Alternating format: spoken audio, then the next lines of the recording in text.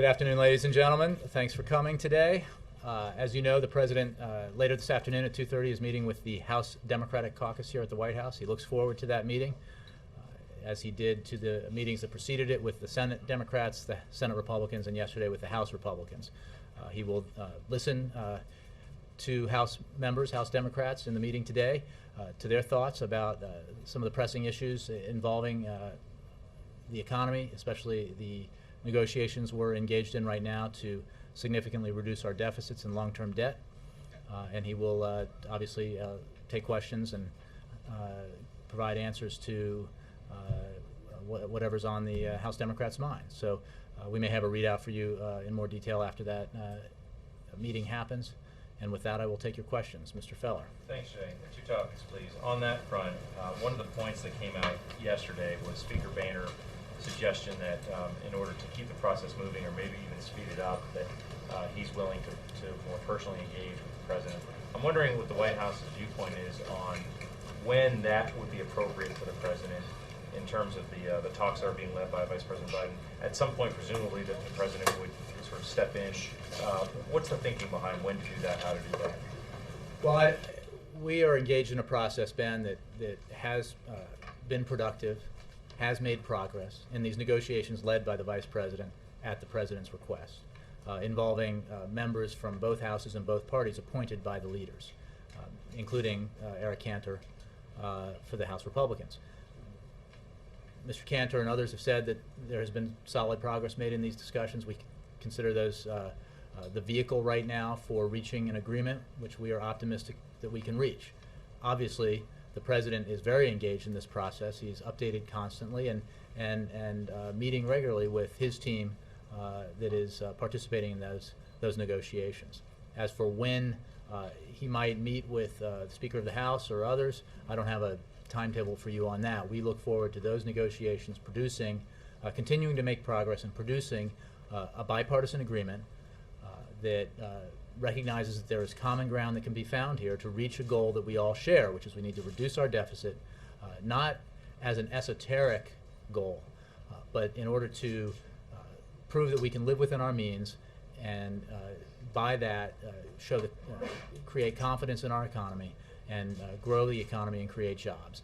This debate, these negotiations, again, are not just about numbers. They're not about reducing deficits or debts as a goal unto themselves. They're about economic growth and job creation, and the President thinks they're very important. He's committed to them. That's why he has shown in his budget proposals, shown in the Affordable Care Act that he is committed to deficit reduction, and shown by appointing the Vice President to lead these talks that his commitment remains very strong. So until those talks come to their natural fruition, it's premature to have kind of direct presidential speaker engagement. Is that fair? Well, look, the President may or may not speak with the Speaker during the time that those negotiations are going on. I don't have an announcement to make about any meetings or phone calls that might take place. They have a relationship, and they've obviously worked together closely on the continuing resolution for fiscal year 2011 and other issues. But the vehicle for these negotiations is the talks led by the Vice President, and we feel that those talks have been productive, that the folks around the table in those negotiations have come to the table to do serious work, and we are optimistic that we can find common ground and produce a deficit reduction package that Americans will support. One other quick question, please. Is the President aware of this issue, I presume, about Google's concerns that China has hacked email accounts, including some of U.S. officials, and does he think that China is in any way behind this? The President is obviously aware of it. He is updated on these sorts of things regularly. Threats to information and communications infrastructure pose a serious economic and national security challenge for the United States and our partners, which is why the President has made cybersecurity one of his top priorities. As with all intrusions, we employ an all-of-government approach with the appropriate agency in the lead. In this case, the FBI is coordinating the response. We're obviously aware of these reports. We're looking into these reports. We have no reason to believe at this point that any official U.S. government email accounts were accessed. But for more details about their origin or the investigation, I'd refer you to the FBI. Yes, Alistair. Thanks, Joe. I'd like two topics, but I'd like to stay with Google. To start with, what is the US government's policy towards personnel having private Gmail accounts? Well, the U.S. government policy, or certainly the administration policy that is effective here, is that all of our work is conducted on work email accounts. That's part of the Presidential Records Act. So the issue in terms of, as I mentioned, our work accounts, we have no evidence to suggest that any of those accounts were accessed or compromised. Is it the policy that you're not allowed to have a Gmail account for private use or another non-governmental? No, that's not the policy. So there's no policy in place that would say certain members of government, senior officials, are not allowed to use Gmail accounts at all for private use? Well, again, if you're talking about private use, that's just different from work use. We are definitely instructed that we need to conduct all of our work on our government accounts as part of the Presidential Records Act. I'm not aware of any law or rule that suggests that government workers cannot have separate private email accounts. So no one's proved it. Okay, I understand that, fine. Separate question on Yemen. Could you tell us what message John Brennan is taking to the region from the president? He visited Saudi Arabia and I think he's traveling to the UAE. As you know, this trip is driven by our concern about the events in Yemen. As part of our close consultations with the Gulf Cooperation Council, John Brennan, who is Assistant to the President for Homeland Security and Counterterrorism, traveled to Saudi Arabia and is now in the UAE for meetings with government officials to discuss the deteriorating situation there in Yemen. We continue to call on President Saleh to sign the accord that he said he would sign and to begin the process of transferring power immediately. We continue to call on his government to cease and desist from using violence against peaceful protesters, and we remain very concerned about what's happening there. No special message from the president to the Saudi Arabians or the UAE? I mean, the message that I just delivered from here is the message that John Brennan is carrying, and he's obviously working with our allies in the region to see what can be done to persuade President Saleh to follow the agreement he made to sign the accord and to begin the transfer of power immediately. Yes, Jay. In New Hampshire, just a few minutes ago, the former governor of Massachusetts, Mitt Romney, announcing his presidential campaign, said, quote, Barack Obama has failed America. Romney said that there was a recession already in place when President Obama took office, but he made the recession last longer. Your thoughts? Well, there will be a time and a place for the president to engage in 2012 election politics, and my guess is that'll be 2012. But I will say that when this president took office, we were in the deepest recession since the Great Depression. The president inherited the largest deficit in the history of the country from an administration that had, when it came into power 8 years previous, inherited budget surpluses from a Democratic president. The recession got worse before it got better when this president took office. We were hemorrhaging jobs at a rate of 600 to 700,000 a month. The circumstances were unprecedented, save the Great Depression, as you well know. All of you covered it. There were moments in the first few months of when this president took office, long before anything he could do, any action he could take could take force, where people were talking about unemployment rates of 25 or 30%, bank holidays or nationalization of banks. The situation was severe. The crisis was profound.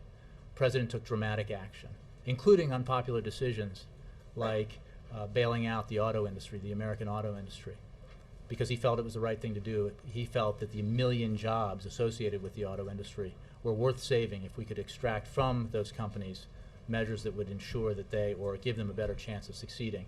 As Ron Bloom said yesterday from this podium, there's ample evidence to suggest that that decision was the right one. We have now experienced 14 straight months of private sector job creation, 2.1 million jobs created. Again, he's taking office. with an inheritance of a Great Recession and 600, 700,000 jobs lost per month. In the last 14 months, 2.1 million created. 7 quarters of economic growth. Having said that, we are a long way from home. As the President makes clear every time he talks about the economy, there is work to be done. Unemployment remains unacceptably high. That is why he took measures like he did just in the last 6 months, extending the middle class tax cut, ensuring in the negotiations on that tax cut with the Republicans that we get a payroll tax cut holiday for working Americans, so that if you're making $50,000 a year right now, you're getting $1,000 extra because of that tax cut that the President insisted on. The American Opportunity Tax Credit to ensure that American children can go to college, help them go to college. The child care tax credit extension to help families with children who are when parents are working. Going forward, he is, as you know, pushing free trade agreements that will, 3 of them, which will produce 70,000 jobs, create or support 70,000 jobs in America. Pushing for an R&D tax credit for things like clean energy investment, to make that permanent so that we can invest in industries that will create jobs and remain in America and will drive competition in the 21st century. There is no issue that matters more to this President than the economic health of this country and the job security and job creation in this country, job security of Americans and job creation in this country. So he's focused on this very directly. In the meeting yesterday with House Republicans, a number of the House Republicans said to the President that they wanted him to introduce a budget that was scorable, that CBO could actually assess, instead of what he introduced, the broad outlines in the April speech at GW. And the President seemed to indicate he was not going to do that. I think you even said from the podium that he wanted something scorable that was part of a compromise, not his own separate budget proposal. Why not? If the Republicans in the House are saying well, it would help things. the negotiating process to have We heard 2 things from the Republicans yesterday. One from the Speaker that we need to get these negotiations wrapped up and finished in the next few weeks, and that the President should put forward a new plan, a new proposal that should make its way through Congress and be scored. I don't think those are compatible. Everyone knows what the President's position is, what his plan is, the parameters of his plan. It's quite clear. The Democrats are aware of it, Republicans are aware of it, the President has spoken about it at length. And that is what the Vice President brought to the table for these negotiations. We're at a point now where we don't need new plans. We need to find common ground around the shared goal of significant deficit reduction and come together, hold hands, and agree that we're going to get this done and find as much common ground as we can in what the President believes needs to be a balanced approach towards deficit reduction, because as I said earlier, it is not a goal unto itself, and it should not be done in a way that harms economic growth, which is a serious concern, and that's why the President's so committed to maintaining investments in education and infrastructure and in innovation, areas like clean energy that are the drivers, will be the drivers, and are the drivers of economic growth going forward. Yes, Dan. Just to follow on Ben's question, why does the President not get involved or lead those talks directly? Since the stakes are so high, would it not be better if he got involved sooner rather than later? Dan, I feel like there is a certain element here of sort of Groundhog Day. I remember getting the same questions about the President's engagement in the continuing resolution, and as you know, the discussions that led to an agreement for the funding in fiscal year 2011. This President is intently focused and directly engaged in this process. He has designated his Vice President to lead talks on a regular basis, as he has been doing in this process. And obviously he will engage in different ways and other ways going forward. But the vehicle for these negotiations is the talks that the Vice President is leading. And we, like other participants in those negotiations, believe that they have been productive. And so we are encouraged by the progress they have made. We believe that there is reason to be optimistic that an agreement can be reached. And so we want to continue with that process. Can you tell us some of the specifics as to what the progress is? I mean, you keep talking. I know yesterday we tried to get you to answer that, but what are some of those specifics about the progress? Well, I'm not going to get into specifics precisely because the talks have been productive and they have made progress. And In one a of the broad- reasons can you is tell us that, in a broad they, sense what well, it in a is? broad sense, obviously they are looking at the variety of ways that you can reduce the deficit, which includes attacking the 4 drivers of our long-term deficits and debt. Non-defense discretionary spending, defense spending, entitlement spending, and tax revenues. So our tax spending in our tax code. So all of that is on the table. We've seen the Republican proposal.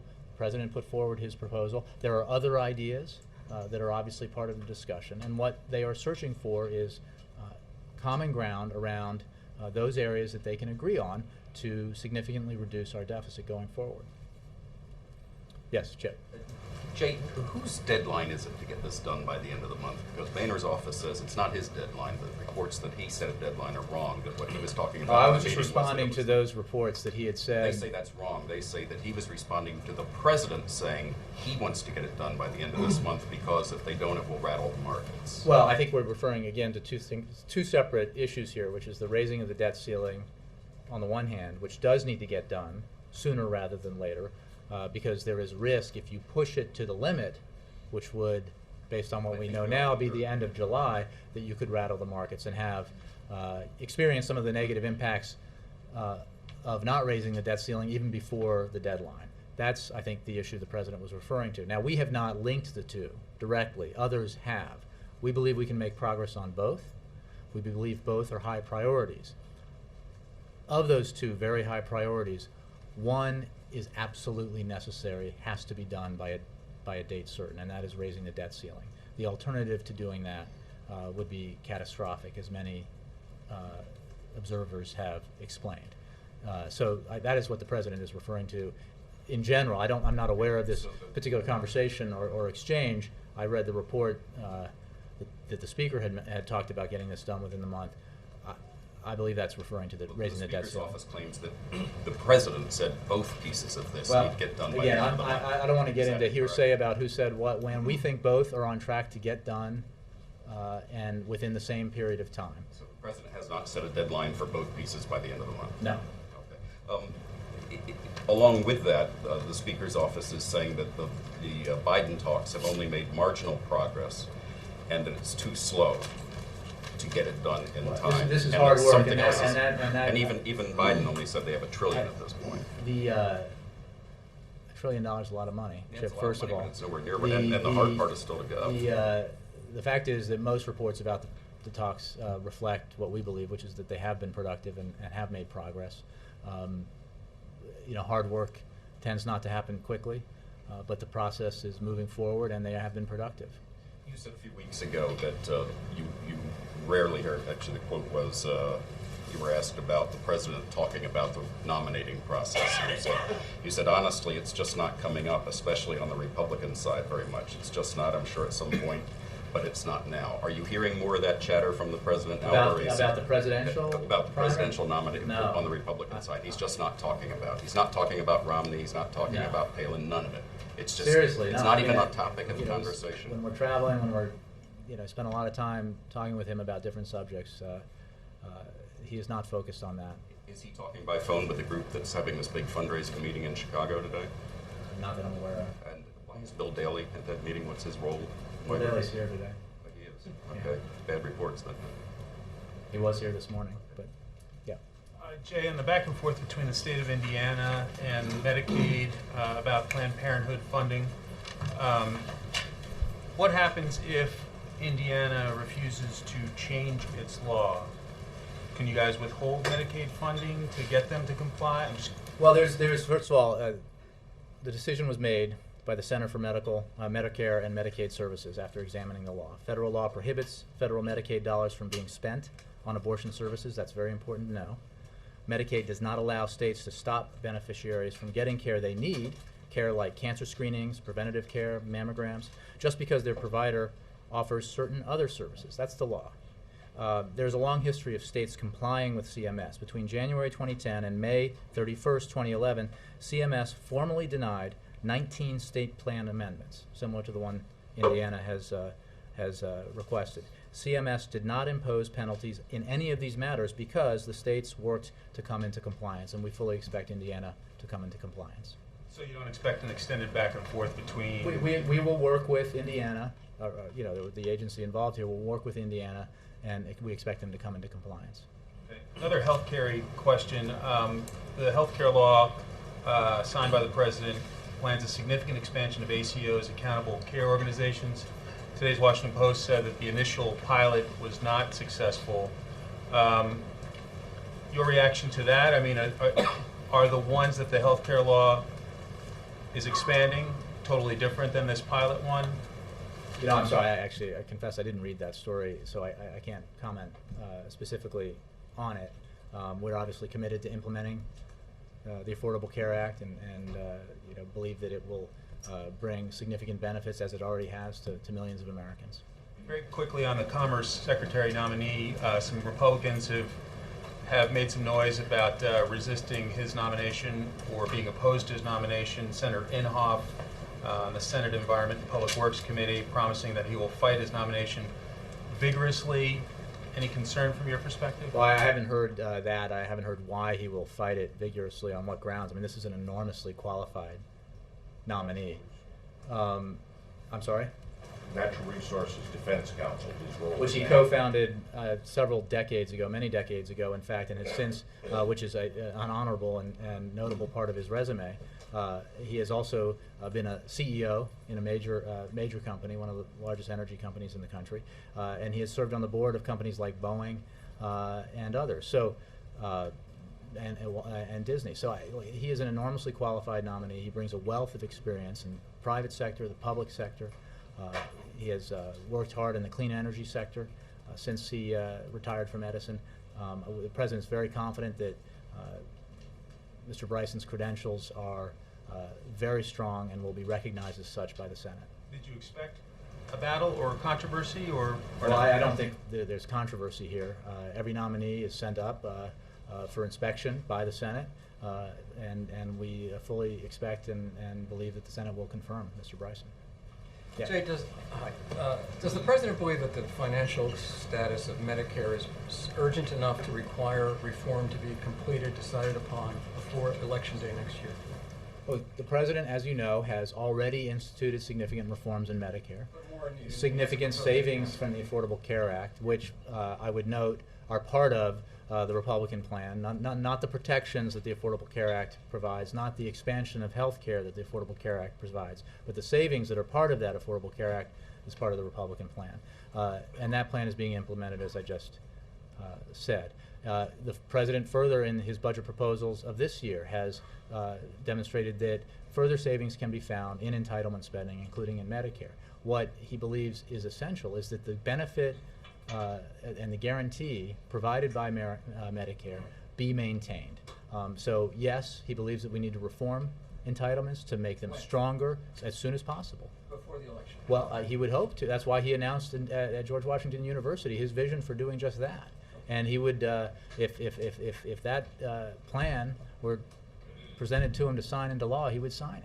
So he would love to do it. I don't want to dominate the time here, but I have two other important questions. The House now, House Republicans now plan to bring a Libya resolution to the floor tomorrow, disapproving of the President's policy and calling for a withdrawal. What is the President's disposition towards that? Well, a couple of things. First of all, you know, from our vantage point, there is pretty unified support in Congress for a policy that calls for the Gaddafi regime to remove itself from power. And we have seen in the actions that this administration has taken enormous amount of progress towards that end, with our unilateral and multilateral non-lethal actions that we have taken to tighten the noose around Gaddafi, make it clear to him that his days are numbered, that he will no longer rule Libya, and that he needs to remove himself from power. He has also done exactly what he said he would do when he initiated action, kinetic action, if you will, military action, against Libya as part of a NATO coalition. At the time, he said we would take the lead in this NATO action, and our lead role would be limited to days, not weeks. There was skepticism about that. He delivered on that promise and did exactly what he said. NATO has been in the lead for a long time now. That mission has been enormously successful. It has done what UN Security Council Resolution 1973 insisted that it do, which is provide for security and protection of civilians against attack by the Gaddafi regime. It has saved the people of Benghazi. It has made considerable strides in protecting Misrata and other areas of the country. And we have seen the opposition make progress in its efforts against the Gaddafi regime. We have also seen, notably, numerous defections from the regime. Another indication that the policies of this administration and our partners and allies are working. Just yesterday, the oil minister defected from the regime. This is highly significant. So we believe that the policy is working. We believe that the goal the president has is shared by a vast majority of members of Congress, and we have consulted with Congress every step of the way since we have initiated this policy. Okay, I want to squeeze in one more question, so I won't follow up on that one. But E. coli, the outbreak in Germany, what is the level of concern here? Has the president been briefed? Yes, he has been briefed. We're obviously always concerned about our own food supply, which is why we do so much to ensure that food that is imported into this country is safe. Beyond that, in terms of the specifics of the programs that we have to ensure that, I refer you to the Department of Agriculture. The presidential briefing. Well, I mean, he gets all sorts of, it could be a single sentence updates on what's happening around the globe. So he didn't get a specific brief on this. I didn't mean to imply that, but he's made aware of events like this. Yeah. Following up on Libya, notwithstanding everything you said about the mission and the United States doing what the president said it would do, given the bipartisan concern about this mission, particularly in the House, do you feel the president needs to do more to explain, justify, bring people along and in support of this mission? Well, we have been in numerous consultations with Congress, and we will continue that. We think that's an obligation that the president has in situations like these. Our involvement militarily is limited, as the president promised, and will continue to be so. And he's made very clear, for example, that we will not be sending ground troops to Libya. That is off the table. And the mission is having success. We are pleased with the fact that NATO announced, I think yesterday or the day before, that it is extending the military mission another 90 days. We think that's important, and we think that as a participants in that mission, we think that was called for, and that it will continue the progress we've made thus far. Beyond that, beyond the consultations with Congress, I think the president feels very strongly that we're doing the right thing here. So given that case that you just made, and given that you have been consulting with Congress, what do you think accounts for the fairly widespread concerns about this mission? Well, I leave that up to the folks who are reporting on the Hill. I think there's a diversity of opinion on Capitol Hill about different aspects of any mission like this. But again, we have been consulting with Congress. We have followed through on everything the president said he would do in terms of the way he would implement the policy that he set forward when he announced it. And we look forward to Muammar Gaddafi removing himself from power, stepping down from power, and to the Libyan people having an opportunity to chart their own future. And do you think that anything else is needed in terms of communication, or is what you're doing pretty well adequate? The communication is regular and constant, so in that sense, of course it is, and we will continue that consultation. Yes. Jay, have there been contingency talks or plans drawn up should August 2nd come around and the debt limit not be raised? You would have to ask the Department of Treasury. I think that Secretary Geithner and others have made abundantly clear that there is not an alternative here. And that is a view that is held by countless economists, countless leaders in business, and countless politicians, including President Ronald Reagan. A letter he wrote to Senate Majority Leader Howard Baker back in 1983 echoes the sentiments exactly in almost precise language that the President has stated and Secretary Geithner has stated about the impermissibility of defaulting on our obligations as the United States of America. That just simply cannot happen. The consequences would be too grave. And we believe that leaders in Congress of both parties understand that, and we believe that Congress will act to raise the debt ceiling. And we look forward to that happening. At the same time, we also share the concern that members of Congress have that we need to get our deficits under control, that we need to live within our means, which is why we are pursuing so aggressively these negotiations to come up with a bipartisan deal to do just that. Will the debt issue be part of his speech tomorrow at Chrysler? I don't know that will be the case. I don't anticipate that, but I don't want to rule it out either. I mean, he's going to focus tomorrow, obviously, on the remarkable progress that the auto industry has made, the impact that has, not just directly on employees of the auto companies, but on communities and other businesses. And what it says more broadly about what we believe is a rebound in manufacturing in this country that is very important as we head into the meat of the 21st century, if you will, because the need to make things here in America that are the best made products, the most competitive products, is vital to our economic health in the 21st century. Yes? Jay, to follow up on that, while manufacturing in autos is on the rise, as you say, the manufacturing overall in the U.S. is the slowest now since September of 2009. Consumer confidence is the lowest in 6 months, and the S&P has dropped 4% just in the past month. Now, how is he going to address? Right. What I would say is I understand what you're saying, and this builds on an earlier question, and that is we are aware of these different economic reports. Obviously, we watch them closely. We're also aware, and I would point out, that the trends here, the longer-term trends, are quite positive. And we have said from the beginning that the road out of the dark place we were in when this president took office in terms of the economic recession, the depths of the recession we were in, was not going to be smooth every step of the way. There would be bumps along the way. Not every economic indicator would be fantastic every time it came out. What we have seen is a rebound in manufacturing, a sustained rebound in manufacturing that is very promising. And even as Ron Bloom said yesterday, even the manufacturing report we got yesterday, while lower than we had anticipated or hoped, he believes that was largely due to some temporary factors like the supply chain disruption that occurred because of the earthquake and tsunami in Japan, but also was still positive, was above 50, which is the indicator for positive growth in the manufacturing sector, continuing a sustained trend of growth in manufacturing. Again, as I pointed out, 7 straight quarters of economic growth, all positive. Not each quarter has been as robust as the next necessarily. The numbers go up and down, but it has been positive economic growth.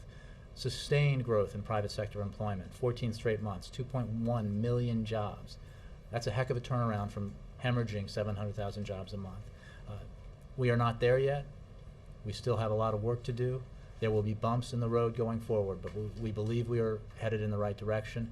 And if we do things like address deficit reduction in a responsible way so that we don't arrest the development, the positive growth that we've seen, and thereby send a signal, a positive signal to the global economy and to markets around the world, that we can make progress. If we do some of the things that the President talked about in terms of investing in research and development and clean energy, investing in education, investing in infrastructure, we believe that we will have set the table for long-term positive economic growth. Okay. Can I follow up back to Google? Just one question. Has the administration raised the hacking issue with China, or does it plan to do so? Again, I don't want to make any specific comment about these reports. The FBI is got the lead in this as an investigation. I'm not going to confirm anything about origins, except to say that we're aware of the reports and are obviously concerned about cybersecurity and have taken action accordingly as a general principle. As you know, the President put forward a strategy on cybersecurity quite recently. So beyond that, I refer you to the FBI. Yes, Mara. Jay, on the economy, I understand you're saying there are bumps in the road, but the long-term trend is good. So the administration is discounting any possibility of the recovery stalling. Look, we don't have crystal balls. We have, excellent analysts and economists, and we also look at the outside analysis, and we believe what I think we agree with, sort of the consensus opinion out there that economic growth will continue, and the job creation will continue. we are doing everything we can to ensure that that happens and to take the measures necessary to ensure that it is not reversed, and to do what we can to further spur growth and job creation. But again, we can't on a week-by-week basis or a day-by-day basis predict what a certain economic indicator will show. We can look at long-term trends, and generally speaking, the long-term trends are very positive. A question about Boehner. Was the meeting yesterday the first time that the President and Boehner have interacted since the Biden talks began? I don't know the answer to that question. They may have spoken. You don't know if there have been any phone calls or any other? I can check. Okay, that would be great. And then just one other quick question on Libya. You said you were glad that NATO extended the mission for 90 days. Does the President think the mission should be continued until Gaddafi is out of power? I'm not going to go beyond what the President has said. And that is that it is hard to imagine that UN Security Council Resolution 1973 will have been fulfilled as long as Gaddafi is in power and in any way in control of armed forces that are exerting their force against the civilian population of Libya. And so he looks forward to the full implementation of 1973 and to the success of the other measures we have taken, including sanctions, and then the success of the opposition in bringing us to the point where Muammar Gaddafi realizes that he will no longer be the ruler of Libya, that his people deserve a future that they can determine, a democratic future that they can determine. So that's the policy we're pursuing. Jay, is there any kind of reiteration of the policy in terms of emailing and making sure that you're from the White House to agencies or to high-level employees? Any kind of reiteration of the policy? There hasn't been any, and nothing that I'm aware of that's new on that front. I mean, the guidance that we have is driven mostly by the Presidential Records Act, and I think that it's important to understand that what we're talking about here in terms of government email accounts, that we have no evidence, no indication that those have been compromised or hacked. And those are the ones that are guided by the Presidential Records Act. Yes, Keith. Back on Libya, given, that the United States is obviously the foremost military power within NATO, can you explain why it is that we are taking a backseat to the European powers? Would the operation move more quickly if we were in charge? Well, we've been through this numerous times a long time ago. The fact is the President made clear that this was an important mission. And one of the reasons why it was one of the reasons why it was worth doing was because we had international consensus that included our NATO partners as well as allies in the region participating in it. And I think the fact that we have a broad international coalition and we have other countries through NATO taking the lead is a good thing and a positive thing in terms of our shared responsibility for dealing with issues like this around the world. And I think it's fair to say that we cannot assume the burden for every action that needs to be taken around the world. That's why we have alliances. That's why we have partnerships. That's why we have the United Nations. If I can follow up, isn't the result of this though more killing in Libya? You've talked you've talked about certain. Here's your misunderstanding, Keith. Like that it would be better if Gaddafi was removed. So if more military force were brought to bear, wouldn't that abet the process of removing Gaddafi, of Keith, degrading you may have been on military vacation forces when we had this debate. Well, but the United the Nations debate goes on because there's a sense that a lot of these things have not been accomplished, and if there were more military forces, more stronger military forces in the region, that these things might get accomplished more quickly. I understand this is new, and this is what's going on now. These things haven't happened. Gaddafi's still there. His forces are still able to Tell fight. me when you're ready for me to answer. We are trying to well, you interrupted me before, but we're trying to degrade these forces, and that hasn't happened quickly enough. As you know, the United Nations Security Council Resolution 1973 does not allow for or call for regime change by force. The coalition that is built around that resolution is built around the call for protection of civilians, enforcement of a no-fly zone, and enforcement of an arms embargo. There is not an international coalition for military force to force regime change. That is a fact. We are taking other measures, as we have described numerous times, to put pressure on Gaddafi, using non-lethal means to do that. If you are arguing that the United States should unilaterally use force to remove Muammar Gaddafi from power, That is an argument that can be made and others have made, but it is an argument that this president does not agree with and that is not shared by many Lastly, people. I did not say unilaterally. We are in a quote-unquote kinetic military action. Why not apply the maximum kinesis to that action? To remove Gaddafi by force. Not just that. You said that was one of the ancillary things that could help the central goal, which is the UN resolution. Why not is up to apply maximum force to do that? Well, because that's not called for under the Security Council Not resolution just that we are all- the operating whole under that is military authorized. operation. I'm not just calling about We- Gaddafi's removal. You should have this debate in the op-ed pages somewhere. I think our policy is clear, No, these are questions and I think, for you, Jay. I mean, these and are I've answered them. about Let your me move on. policy. Andre, Okay. please. Thank you. Actually, if we follow up on this, are we still within the limits of the resolution as defined by the Security Council? Yes. Yeah, okay. My real question was about the different set of Biden talks. Vice President Biden is in Rome meeting international leaders, including ones from Georgia and Russia, presumably talking about the WTO. What is the message? What is he supposed to accomplish there from the point of view? Well, I don't want to get ahead of conversations he might be having. As you know, we support Russia's ascension into the WTO, and I'm sure that he is having consultations aimed towards ensuring that that happens.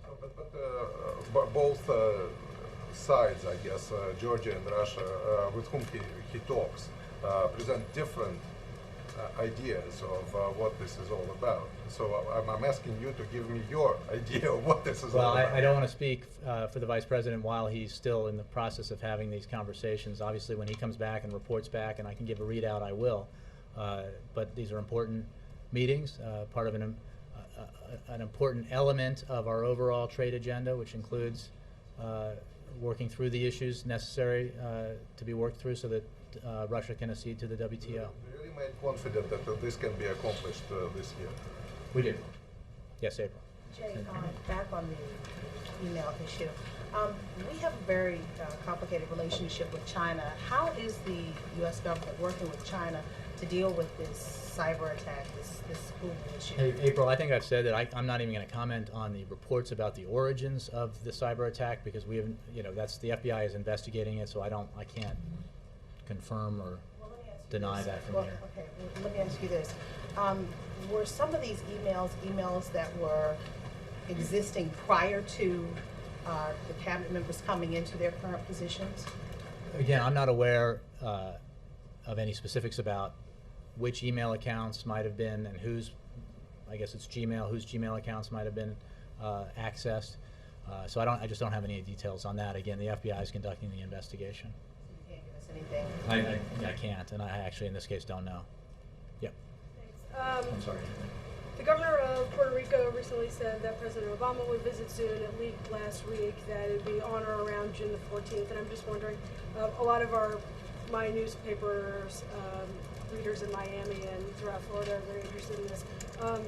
This is 50 years after Kennedy's visit. What can you tell us about this visit to Puerto Rico? I have no scheduling announcements to make. Can you tell us, beyond scheduling, which would involve certain time and place and date, why the president would want to go to Puerto Rico and what would that be about? I'm not going to get ahead of any possible scheduling announcement on that. Ann? Did the president yesterday with the Republicans actually say that he would like a deficit or a debt ceiling vote within a month's time? Was he specific? And why do the Blair House talks seem to be going so slowly? There's not even another session for another, a week from today? Well, there are a variety of reasons, a lot of schedules that you have to synchronize to make these talks happen. And we had a number of meetings. We're continuing to have meetings. I think the language you just used was not an assessment that anybody would have made until it came out of the mouth of one member yesterday. Prior to that, the consensus was the talks had been productive and we're moving along well. We share that opinion. Obviously, this is not easy stuff. If these were easy issues to resolve, we would have resolved them long ago. And as I indicated yesterday, I can say with great confidence that not all of the disagreements that we have among between us and Republicans will be resolved through these talks. But we do believe that there's enough common ground to be found if the members around the table are willing to find it, that we can reach an agreement on a significant bipartisan deficit reduction package and move forward. When You mentioned solid progress a few minutes ago, quoting someone else saying solid progress. Have they actually agreed in the Blair House talks on specific areas where they will recommend cuts? I don't want to get into specifics about it, but part of the reasons why I think one of the reasons why they've been successful is that people have gone about the business of negotiating very seriously and not making it a public back and forth in terms of the details. So I don't want to get ahead of that process at this point. Jay? Yes, ma'am. Have you been in touch with President Zuma of South Africa regarding some kind of asylum for Gaddafi? Because he's the only leader who's seen him recently. And do you think this could be a way out of the crisis in the absence of a change of regime? I'm not aware of anything we've said about that. Obviously, we know he traveled. It was reported that he traveled there, but I don't know that we've said anything about that, and so I don't have a comment on that. Alternative option. We obviously are pleased to see any steps taken by any outside party that would lead to convincing Muammar Gaddafi of the fact, which is that his time in power is coming to an end. Yes, sir. On Iran, I just wanted to ask you, there's been a lot of tough talk in Iran. We had Donald's speech before the president's Middle East speech. In the speech itself, in the president's speech to AIPAC, a lot of tough talk about Iran, the internal situation, suppression of rights, and on the nuclear issue. Can you talk about what specific steps we're looking at in the next few months to achieve the goal of pressure on Iran specifically regarding the nuclear program, which the president was talking about? I mean, I don't have anything new to bring to your attention in terms of steps we've taken. We've obviously been very clear about what we believe Iranian action has been and the hypocrisy of Iran's pretending to support or its support for the popular unrest in other countries, even as it has brutally suppressed popular and peaceful demonstrations in its own countries. And we have maintained, along with the IAEA, about about the grave concerns we have about Iran's nuclear program. So I don't have anything new to announce about what measures we're taking. Obviously, there are a host of measures that are in place. Connie, yes. On both Pakistan and Syria, why should the U.S. trust this Pakistani intelligence services? Why is the U.S. sharing intelligence with Pakistan? And are you submitting another $1.2 billion aid request for Pakistan? Well, I addressed a lot of these questions in the wake of the successful mission against Osama bin Laden. I think we have made clear that our cooperative relationship with Pakistan is important. It's been complicated, obviously, but it is vital to our successful effort against terrorism and terrorists. The cooperation we've received from Pakistan in the past has led to a variety of successes in our effort against terrorists, and we look forward to continuing that cooperative relationship. Do you trust and verify with Pakistan? You know, I just think what I've said is that it's there's no secret to the fact that this is a complicated relationship and at times a difficult relationship, but it is an important relationship and one we're committed to because the cooperation between the United States and Pakistan, between our governments, our militaries, our security services, our intelligence services, is so vital to America's national security interests. And so because of that, we will continue to pursue it. And on Syria, is it U.S. policy that Assad must leave? I think we've made very clear that we condemn the actions that the Syrian president has taken, the violence he's perpetrated against peaceful protesters. We have seen reports and hope the Syrian government delivers on its promise to release prisoners of conscience from Syrian jails, but we, in this case, going back to a phrase you just used, I mean, we'd like to see action and not just rhetoric. And we think that the most important thing is that the Syrian government stop shooting, brutalizing, harassing, arresting its citizens, and that it engage in a political dialogue. I'll take one more. Yes, sir. On Gmail hacking, Chinese foreign ministry say that the accusation is on ground. It is and also unacceptable. What's the reaction from the White House? I think I just want to reiterate what I've said before, is that I am not confirming any of the reports, except that we've seen them. We take cybersecurity very serious and to refer you to the FBI, which is investigating this specific matter. Thank you. Thank you.